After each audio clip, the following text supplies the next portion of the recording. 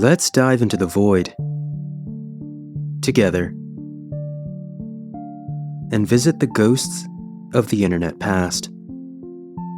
With help from the Wayback Machine, I'll look at a few websites from back in the day for interesting design choices, cultural zeitgeists, and maybe even an internet mystery that slipped past the mainstream radar.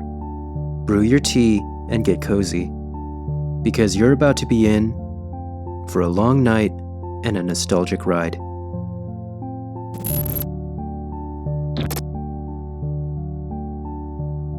Between 2002 and 2008, going to puppetpizzazz.com would take you to this mildly unsettling page. Two human-sized puppets stood next to each other, and hovering your mouse over them, like the prompt suggested, would reveal two men behind them. The one next to it was the inverse with the photos. Scrolling down revealed that the puppets were a service that the two performed. Quote, "Incredible, life-size, and bigger-than-life puppets. We offer numerous choices of puppets of any special occasion. Always something new, as well as old favorites." They were performers who worked with human-sized puppets at your event. In some of the photos, you could clearly see them behind the puppets. In others, they're absent. I'm not sure if this meant the puppets were just propped up and not being used, or if they were actually hollow and the men were inside. These were just photos, so it's hard to tell. The site didn't seem to have a standard menu, but I noticed a few elements on the page were clickable, so I just went down the page. This first picture here was clickable, so that's what I did. And it took me to a catalog of their puppets, called the Character Suggestion List. At the top of the list were a few photos of their socialite puppets, and one of their cowgirl puppets. The JPEG was preserved when I clicked to expand, so nice. It's usually 50-50 with these web archives and photos.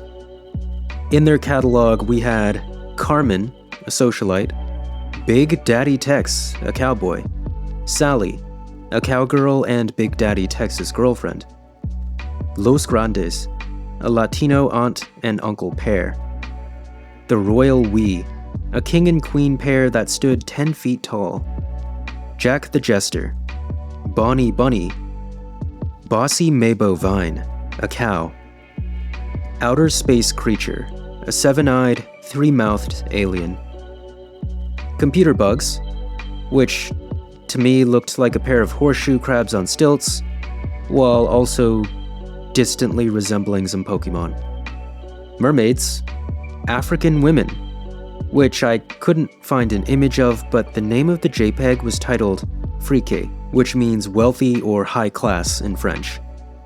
Given the French word and the site explicitly saying that these puppets celebrated African culture, I bet these puppets were dressed appropriately to the culture of French-influenced African countries, like Côte d'Ivoire, Guinea, or Senegal. Just a guess though. My point is, these puppets seemed well-intentioned and not a negative caricature. Next, there was Living Pumpkin,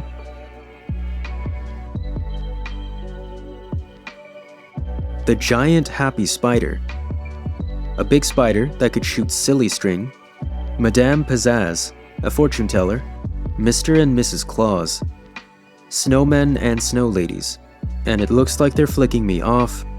I'm not sure what I did to deserve this. Penguins on parade, a couple of penguins dressed in swimwear and formal wear. The Sugar Plum Fairy, Santa's helpers, the signature socialites, and teddy bears, but there were no photos of them. So, tag yourself everyone. Personally, I'm leaning toward Living Pumpkin.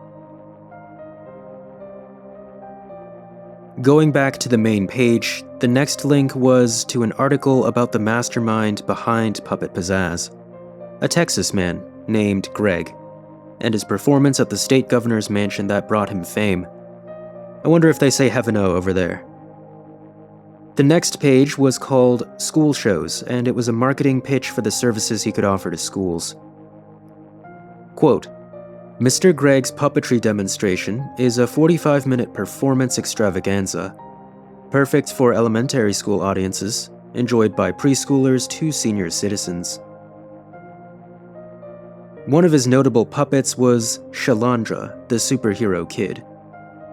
Below this section were screenshots of reviews, including a well-articulated, glowing, positive review by Trevor. September 29th, 1998.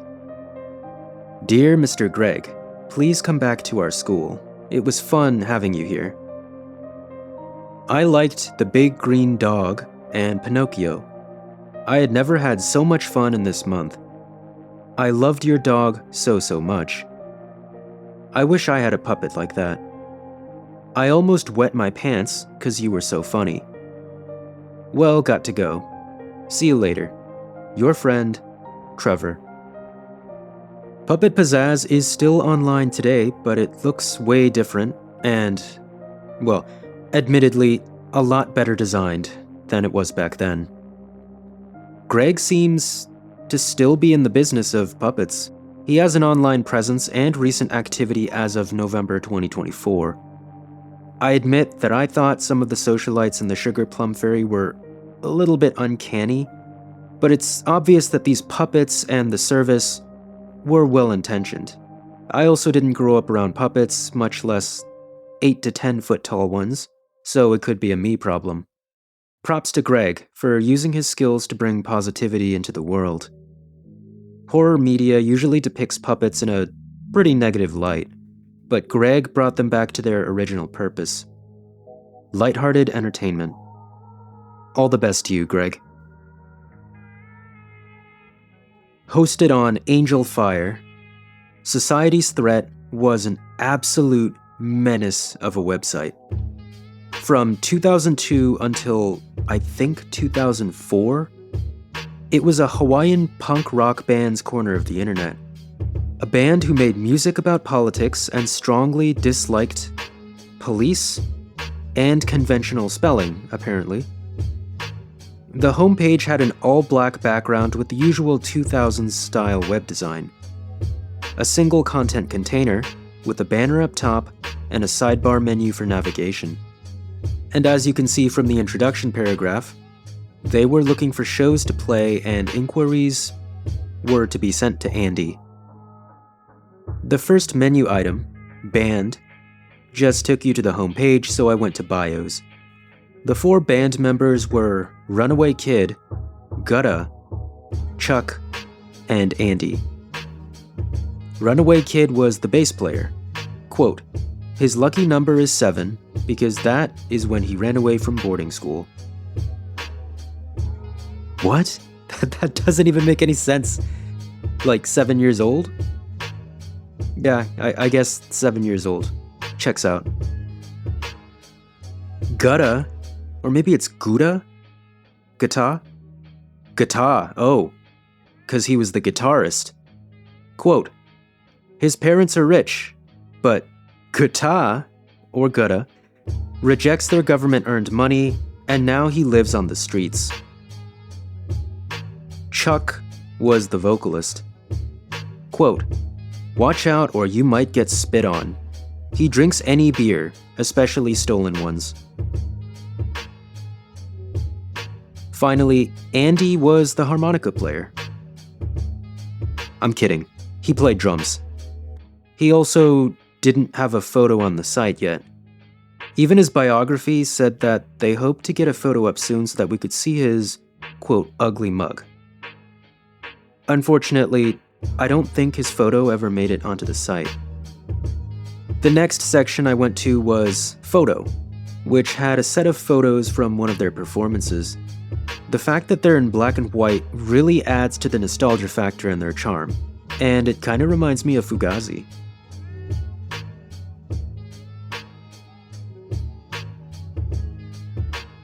Lyrics had the words for, I think, a few of their songs. Some of them were just really short. A few notable titles were Democracy is a Sham, Disarm, Oi to the Youth, and Boys in Blue. The shows section just said, no shows lined up yet, and links had outbound links to a few other on-brand websites. Oh, fun fact, foodnotbombs.net, a movement for prioritizing human needs over military budget, is still online today. Finally, the missing image link here was likely going to have their music, but all it said was MP3s coming soon. I looked up the band today, but I couldn't find anything that lined up with the group on this site. No exact matches. Maybe they were just big in the local scene. Either way, seemed like they had a great time jamming out and being punk back in their day. Girls Equal Just Why Waste Time was a site built on AOL Hometowns. From December 2003 to January 2008, it was the personal blog of a user by the name of Quick1080. There's a photo of him wearing a headband, sitting in what looks like a messy college dorm room. Honestly, mine was just as messy, so I have no right to criticize.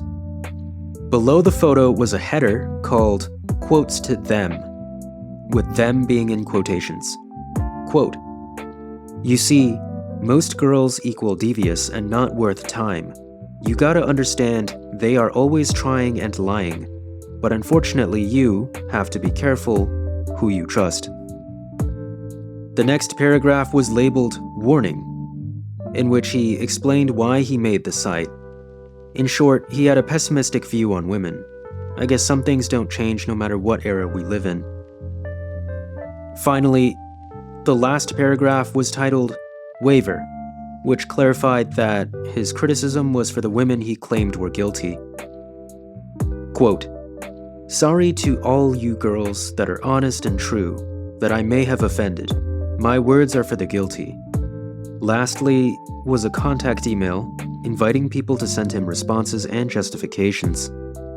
Short, but not necessarily sweet. I wonder if Quick1080 ever changed his views.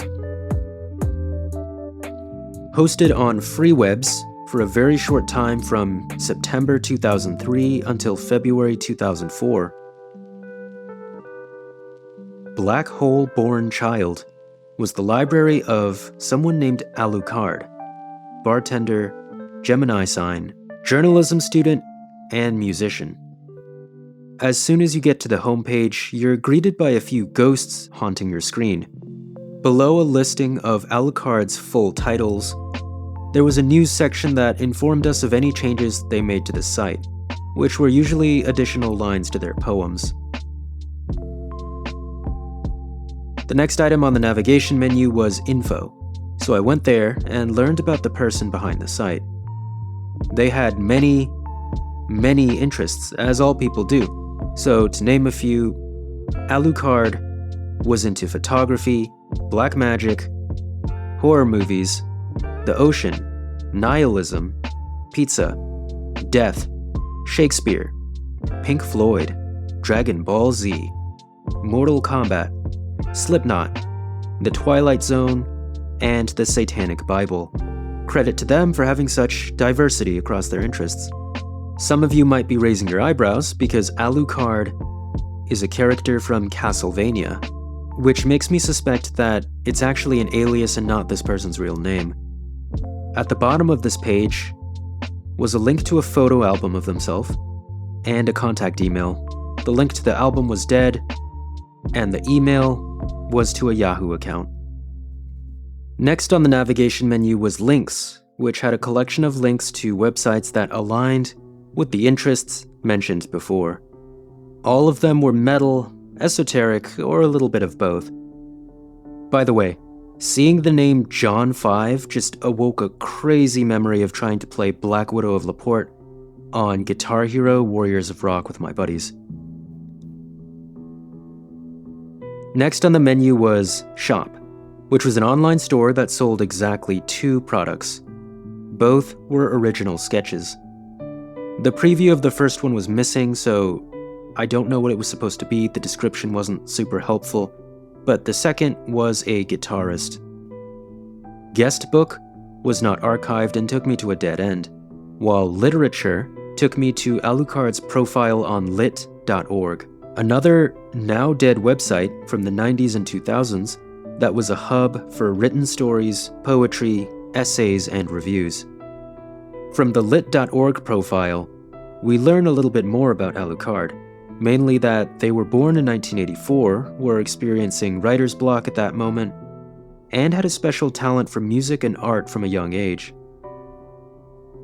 There was also a link to a DeviantArt page that is still up today as of the making of this video. They had themselves listed as their favorite writer, which I thought was quite funny, and they also used an Olympus camera, which, respect, I use one too.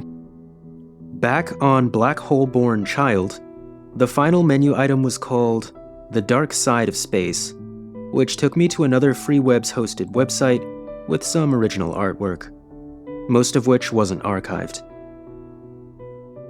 This was an interesting journey. Alucard seemed like quite the talented, creative individual, and I truly wish them the best. Internet archives aren't the only place where you might hear the ghosts of the past calling. You might hear them in the mountains of northern Japan, where, back in 2020, emergency services were getting silent phone calls from empty houses. Check out my deep dive into the Akita City Ghost Callers. Thank you for watching.